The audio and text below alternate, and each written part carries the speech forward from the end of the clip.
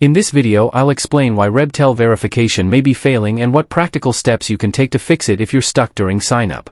Verification issues usually happen due to phone number compatibility, network problems, or app-related restrictions rather than a permanent block. Rebtel may not support certain virtual, VoIP, or previously used numbers, so trying a different active SIM from a major local carrier can often help.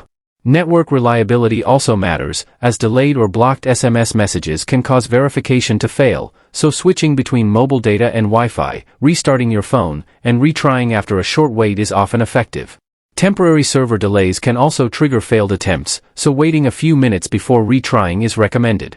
In some cases, outdated apps, device compatibility issues, or VPN usage can interfere with verification, making it important to update the app, disable VPNs, or test on another device.